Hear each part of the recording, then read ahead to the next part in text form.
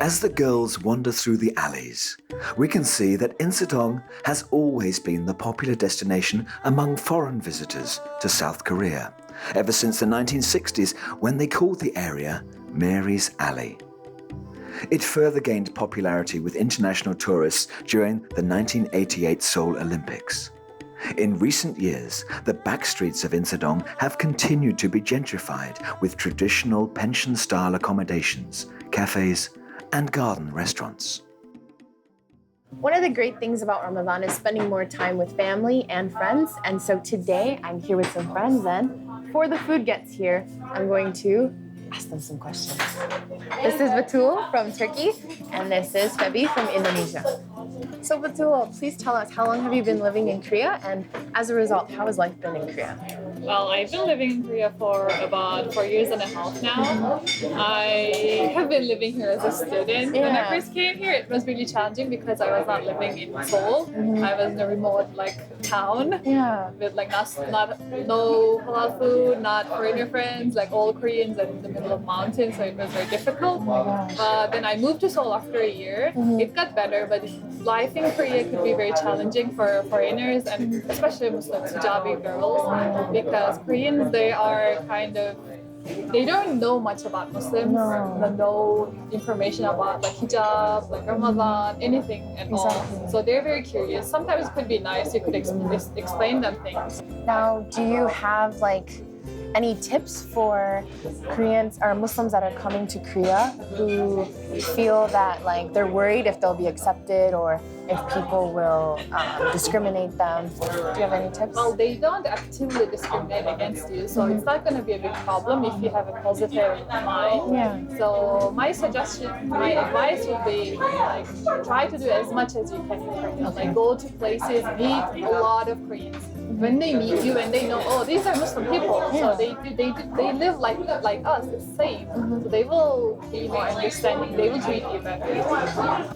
So Batul, as a student, juggling school in Korea, how is that during Ramadan? So Ramadan falls on summer right now, so my regular semester is not during Ramadan, but until this year I took summer courses.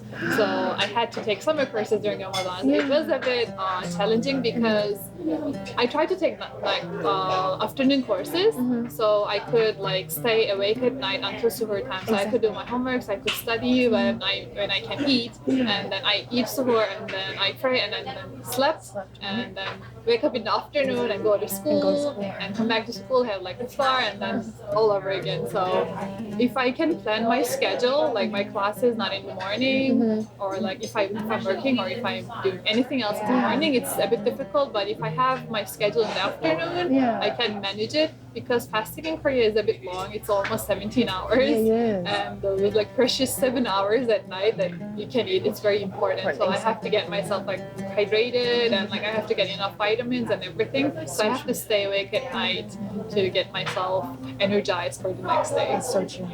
So Batul, last question. But what is Ramadan to you? If I am to answer this in one word, I would say connection. Ramadan means connection to me, because if I'm in Turkey, I will be with my family. We will be meeting for Iftars and everything, so we will connect much better than the other months of the year. If I'm in Korea, we hardly meet Muslim friends, because if you're not in the same school, if you're not in the same area, it's really difficult to get together. But when it's Ramadan, we say, oh, Ramadan Mubarak, let's go get some Iftar together. So we can meet our Muslim friends in Korea too. And it's also a month of connection with the God. So it's an opportunity for us to improve ourselves, improve our relationship with God. So I think Ramadan means connection to me. That's true. So Febi, what does Ramadan mean to you? Ramadan.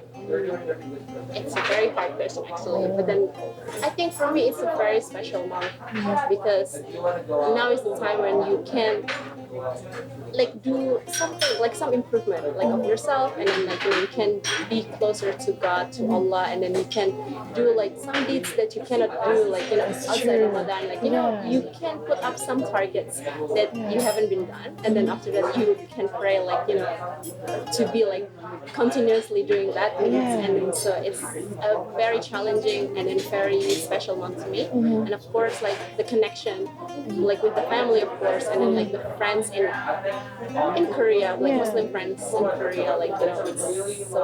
I think I really love like the atmosphere in Ramadan. So it's very special. Yeah. It's very different from any other time of the year. Like preparing for Iftar, preparing for Suhoor, and then like going to the mosque every day for like every night for Tarawih prayer. That it has some like special sensation, like an effect on you. Yeah, I agree. It's like the connection between like God and the people around. That's true. So this is tonight's iftar, and this is just not any normal iftar. This is like a halal, vegetarian-friendly Korean iftar because this is mandu, and usually mandu has pork and lard, but now this is all vegetarian mandu. This is tangsu, and it's usually sweet and sour pork, but now we have it in a vegetarian form. And last is sampap, and this is usually beef that you put in the lettuce and eat, but it's vegetarian, so I'm really hungry. We're gonna stop talking about the food and eat. Iftar, or breaking fast, is taken right after Maghrib time, which is around sunset.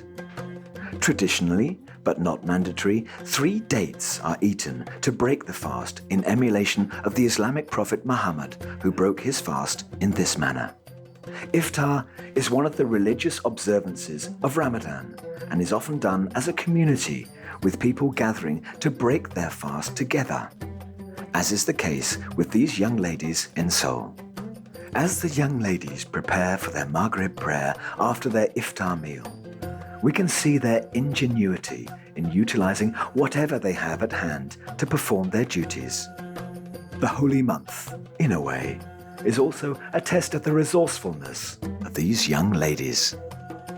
Ramadan for me is basically really a time to self-reflect and to try to improve maybe things that I don't necessarily like about my connection to God and as myself as a person. So it's a really intimate time to really like get to know yourself better. But at the same time, Ramadan is really about the community and being around people every single day and like coming together for a common cause. So it's really meaningful, but at the same time, it's supposed to improve the person you are for the rest of the year.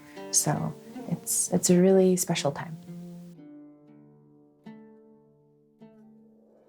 Assalamu alaikum everyone, Ramadan Mubarak. I am Iman from Korea.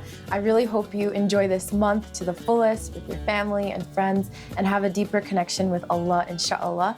And yeah, enjoy your month. Assalamu alaikum.